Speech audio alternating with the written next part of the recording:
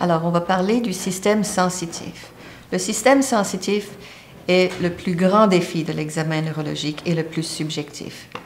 Il est celui qui est le moins fait à l'urgence et dans les bureaux. Alors, pourquoi le faire et quel est le but? Et le but est toujours le même. Le but de chaque partie de l'examen neurologique, c'est pour trouver la lésion. Et le système sensitif vous aide avec ceci.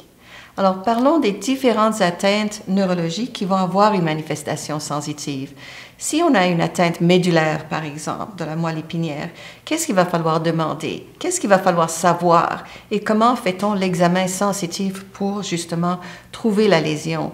Savoir que la lésion est en effet une atteinte médulaire. Alors, comment on va examiner? Est-ce qu'on examine droite versus gauche, haut versus bas, distal versus proximal? Et quelles sont les modalités sensitives qu'on devrait évaluer? Parce qu'on en a plusieurs. Alors, pour savoir comment faire votre examen neurologique, il va falloir connaître un petit peu d'anatomie. Alors, on commence avec les modalités sensitives primaires. Les modalités sensitives primaires sont groupées parce que certains vont aller ensemble. Alors, position, vibration et tact discriminatif vont tous voyager ensemble. Douleur, température voyagent ensemble. Le tact grossier ne vous aide pas parce que quand vous faites le toucher, il va passer ou bien le tact grossier avec douleur, température ou bien tact discriminatif dans position et vibration. Alors, un petit peu d'anatomie qu'il faut absolument connaître. Alors, vous voyez ici les cordons postérieurs et le faisceau spinothalamique latéral. Alors, commençons avec les cordons postérieurs. Les cordons postérieurs vont amener position, vibration et tact discriminatif. Tout rentre par la racine postérieure et reste, pour ce qui est de position et vibration, dans les cordons postérieurs ipsilatéraux à la rentrée de la racine. Alors, on monte de façon ipsilatérale tout le long de la moelle épinière pour arriver au bulbe. C'est au niveau du bulbe qu'on va avoir une décussation. Alors maintenant, on passe des cordons postérieurs au noyau cunéiforme et gracile et il y a une décussation et maintenant le tout va monter tout le long du tronc en contralatéral dans le lemniscus médian pour arriver jusqu'au thalamus contralatéral et au cortex pariétal contralatéral. Le faisceau spinothalamique amène température, douleur. Ici, les faisceaux vont entrer encore une fois dans la racine postérieure, mais vont décusser dans la moelle épinière en dedans de 2 espaces vertébraux. On va avoir tout de suite une décussation. Et maintenant, le faisceau spinothalamique contralatéral va amener la sensation de douleur, température. Alors, si on est à droite, la sensation de douleur, température de droite va aller dans la racine postérieure de droite et décusser pour monter dans le faisceau thalamique, spinothalamique latéral gauche. Donc, contralatéral, on monte tout le long de la moelle épinière en contralatéral et on rejoint le lemniscus médian au niveau du thalamus et au niveau du cortex contralatéral. Le tact grossier va monter des 2 bords et donc ne vous aide pas pour votre latéralisation. Encore une fois, cordon postérieur, position et vibration entrent dans la moelle de façon ipsilatérale, montent dans la moelle épinière de façon ipsilatérale, va décusser au niveau du bulbe et monter en contralatéral jusqu'au niveau du thalamus et du cortex. Spinothalamique latéral, douleur, température, entre dans la moelle par la même racine postérieure et décusse en dedans de 2 niveaux dans la moelle.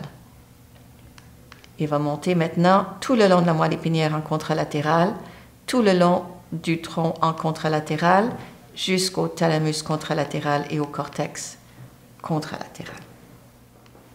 OK. Vous voyez ici que le cordon postérieur et le spinothalamique a une division somatotopique. Alors, si on regarde ici notre spinothalamique, vous voyez qu'on va de médial à latéral. Alors, vous avez ici la région sacrée, la région lombaire, la région thoracique et la région cervical. Si on regarde dans le cordon postérieur, on a encore une fois cervical, thoracique, lombaire et sacré. Pourquoi ça peut être important? Alors, si on a une lésion centromédulaire, comme on vient de remettre ici, on voit qu'elle va comprimer ici le spinothalamique et non pas le cordon postérieur. Et cette compression va affecter de façon différente les différentes parties du corps.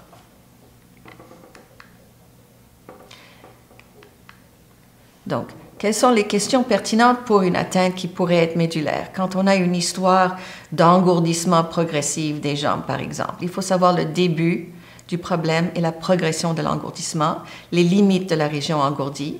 On demande toujours s'il y a des problèmes sphinctériens, vu qu'on peut avoir une atteinte des régions sacrées. On veut savoir s'il y a une faiblesse et une maladresse associées. Alors, comment on va faire l'examen sensitif pour ce cas-là? Alors, on a tous les choix qui ont été mentionnés avant, et c'est certain que si on veut dépister une lésion médulaire, on va faire un examen qui va d'abord faire un test de dépistage. On va comparer les orteils au visage. On fait bas versus haut. Là, quand on a trouvé la différence, on regarde pour trouver un niveau sensitif. On va vérifier la piqûre et il faut aussi vérifier ou bien position ou vibration. Comme vous avez vu, ces modalités sensitives primaires ne voyagent pas ensemble. Si vous voulez savoir quelle partie de la moelle est atteinte, il faut faire piqûre, quelque chose dans le spinothalamique, et position ou vibration, quelque chose qui voyage dans le cordon postérieur. Le tact est intéressant à faire, mais il ne vous aidera pas avec cette différenciation. Alors, prenons comme exemple une atteinte à C8. Chaque fois qu'on a une atteinte médulaire, on a une atteinte radiculaire au niveau de la compression ou de la lésion. Et cette atteinte radiculaire est toujours ipsilatérale et c'est elle qui vous donne où est la lésion. Elle est lésionnelle. Par la suite, on va avoir une atteinte des faisceaux longs. On va avoir position et vibration qui va être atteinte de façon ipsilatérale sous-lésionnelle. On va avoir une atteinte piqûre, douleur, température qui va être, elle, contralatérale et sous-lésionnelle. Donc, une atteinte lésionnelle suivie d'une atteinte vibration, position ipsilatérale sous-lésionnelle, température, douleur, sous-lésionnelle, contralatérale. Alors, il y a des dermatomes importants à savoir. Bien sûr, vous avez plein de dessins qui peuvent vous donner les dermatomes, mais quelques-uns à savoir, comme vous voyez ici, C4, T4, T10, T12L1 et S2S3. Maintenant, quand on a une atteinte corticale, on a un problème peut-être des sensibilités primaires, mais ce qui est particulier à l'atteinte corticale, c'est l'atteinte des sensibilités corticales. On peut avoir quelqu'un qui va venir avec ma main, elle est pas bien, elle est engourdie, je comprends pas, j'ai de la misère à l'utiliser, et vous allez faire toutes vos sensibilités primaires, vous trouvez rien, mais ce patient-là n'est pas hystérique. Il y a un problème qui peut être simplement au niveau des sensibilités corticales. Alors, qu'est-ce que ça veut dire une sensibilité corticale? C'est une intégration des sensibilités. Et ce patient-là peut avoir tact normal, piqûre normale, sensation de position normale et toutes les forces segmentaires vont être normales aussi. Alors, comment allez-vous trouver une atteinte sensitive hémisphérique? Alors, vous vous rappelez qu'elle va être contralatérale et qu'elle va avoir une atteinte des modalités corticales, plus ou moins modalités sensitives primitives. Alors, quelles sont ces modalités primaires? On les a vues. On a bien sûr position, vibration, tact, douleur, température. Et ils vont monter ipsi et contralatéral pour se ramasser au niveau du thalamus, que vous voyez ici dans le dessin. Tout le monde se rend au thalamus. Toutes vos sensibilités se rendent au thalamus contralatéral et de là vont aller au cortex sensitif. Il va aller au cortex sensitif primaire d'abord. Et il rentre là juste comme une sensation, brûlure, douleur, pesanteur, etc. Mais il faut interpréter ces sensations-là. Alors, si je vous mets une clé dans la main, vous sentez quelque chose, ça presse, on touche, mais maintenant, il faut savoir que tout ce qu'on ressent, c'est une clé. Et ça se fait au niveau de l'aire d'association somatique. Donc, ça passe du cortex sensitif primaire à l'aire d'association sensitive. Et quelles sont ces modalités sensitives corticales? Elles sont ici. C'est l'intégration des afférences sensitives et on voit stéréognosie, topagnosie, graphesthésie, stéréognosie et somatognosie.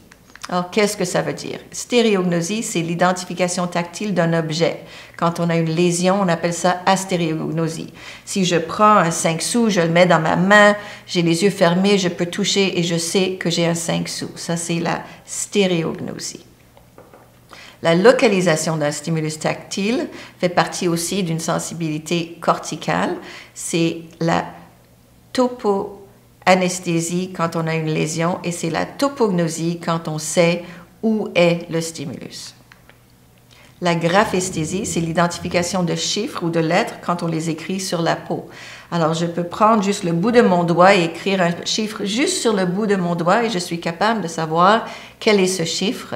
Si vous le faites à ma main, les yeux fermés, je sais ce que vous avez dessiné dans n'importe quelle direction. Et ça, c'est la graphesthésie, c'est une sensibilité corticale. La discrimination spatiale, elle aussi, est corticale. Je peux différencier entre un stimulus et deux stimulus côte à côte. Bien sûr, cette distance de discrimination change dépendant de la région du corps.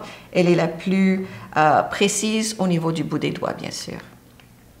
La somatognosie, c'est être conscient des parties de son propre corps, de reconnaître, ça c'est ma main, ça c'est mon bras, ça c'est mon pied. Alors reconnaître son propre corps, reconnaître la localisation de son propre corps dans l'espace, c'est la somatognosie. Et quand on a une lésion, on a une hémiasomatognosie, ce qui veut vraiment dire qu'on ne sait plus du tout où est ce morceau de notre propre corps. On n'est plus conscient de où il est dans l'espace. La nosognosie, c'est être conscient de son déficit. C'est une fonction corticale de l'hémisphère non dominant. Et quand on a une lésion, c'est l'anosognosie. Par exemple, vous demandez à votre patient, mais qu'est-ce qui vous amène? Et au lieu de vous dire, mais je suis paralysé, il vous dit, ma femme. Donc, absolument inconscient du problème. Si vous allez plus loin, est-ce que vous êtes paralysé? Mais non. Le patient, lui, n'a pas de problème, il n'est pas conscient de son problème. Anosognosie. Oui, on a aussi la capacité de faire attention au stimulus. Je sais qu'il se passe quelque chose dans mon environnement si j'y fais attention. Si je suis concentré sur mon travail, il y a un éléphant qui passe devant moi, je n'y fais pas attention. Ce phénomène d'attention sensitive, c'est une modalité corticale. On enregistre la présence du stimulus. Alors maintenant, si on a un côté de lésé comparé à l'autre, on va enregistrer la présence de deux stimuli simultanés de façon anormale. On développe une extinction, une négligence. Le stimulus visuel d'un côté, qui va être ramassé par l'hémisphère lésé, sera éteint ou ignoré par rapport au bon côté. Vous voyez encore ici le cortex sensitif primaire et l'aire d'association somatique. Quand on a une lésion corticale avec les aires sensitives primaires et les sensibilités primaires intactes, la lésion est là où vous la voyez, dans l'aire d'association somatique. Alors, on va passer aux lésions du tronc. Comment une lésion du tronc va-t-elle se présenter et comment l'examen sensitif peut vous aider? Et dans le tronc, on va avoir une atteinte d'un nerf crânien ipsilatéral et une atteinte des faisceaux longs, moteurs ou sensitifs, contralatéral ou possiblement bilatéral. C'est la définition du syndrome alterne, nerf crânien ipsilatéral, faisceau long, contralatéral. Les autres signes du tronc sont possibles aussi. On est dans le tronc, donc on peut avoir une atteinte cérébelleuse, une atteinte sympathique et bien sûr une atteinte des mouvements oculaires, vu que nos yeux sont contrôlés par des nerfs crâniens. Alors, l'atteinte sensitive dans le tronc va se manifester elle aussi par une atteinte de syndrome alterne. On voit une atteinte du nerf 5 ipsilatéral, donc une anesthésie du visage du même côté. Par exemple, une atteinte du tronc à gauche va donner une atteinte du 5 à gauche, une anesthésie de l'hémivisage gauche. Par contre, l'atteinte du corps va être à droite, elle va être contralatérale. Les lésions peuvent être au niveau du mésencéphale, de la protubérance ou du bulbe et on va la trouver dépendant des autres nerfs crâniens, parce que le nerf 5 a un noyau qui est très très long et passe à travers tout le tronc. Alors pour trouver à quel niveau du tronc est notre atteinte, il faudra regarder les autres nerfs crâniens. Alors comme on voit ici, l'atteinte pourra impliquer le 5 bien sûr, mais possiblement le 8 ou le 7, les noyaux vestibulaires supérieurs, noyaux cochléaires. Si nous sommes au niveau de la protubérance, on a une atteinte différente si nous sommes au niveau du bulbe ou au niveau du mésencéphale.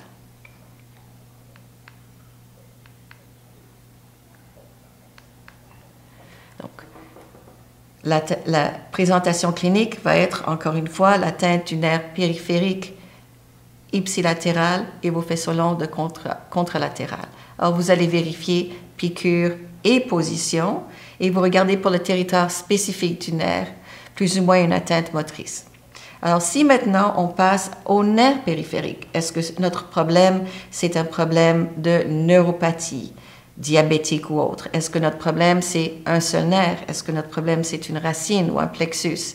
Il va falloir faire plus qu'une seule modalité sensitive. Il faut au moins faire piqûre ou température, donc piqûre, et position ou vibration. On cherche maintenant une atteinte distale ou une atteinte de territoire spécifique, et on recherche aussi l'atteinte motrice ou du réflexe. Alors, quand on pense à où peut être la lésion, si on veut vérifier pour nerf périphérique, pour racine ou pour plexus, il va falloir, encore une fois, poser nos questions de la même façon. On veut savoir où est le problème, comment il s'est développé, la progression, encore une fois, si on a des problèmes sphinctériens ou pas. On veut aussi savoir si on a des hyper- ou des dysesthésies, et on va aller chercher le territoire spécifique, le dermatome en question, et toujours regardant pour une atteinte motrice ou réflexe. Vous voyez ici les dermatomes. Encore une fois, les dermatomes importants, on en a parlé de T4 ici, C4, L1, S1 et S2.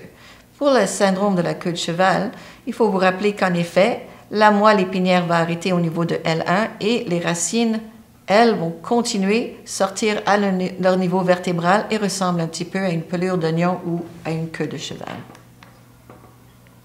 Alors, l'examen sensitif, je vous laisse sur quelques principes, quelques pièges, quelques perles. Alors, quelques principes. Il faut aller chercher ce qui est pertinent. Si vous avez un problème hémisphérique, c'est un problème de droite versus gauche, vous faites votre examen droite versus gauche. Si vous avez un territoire spécifique, un dermatome, regardez votre jambe et faites face latérale versus face médiane de cette jambe pour essayer de délimiter votre dermatome. Si quelqu'un vous parle d'un gradient, ça a commencé au niveau des orteils, ça a monté jusqu'aux chevilles. Vous faites votre examen distal versus proximal.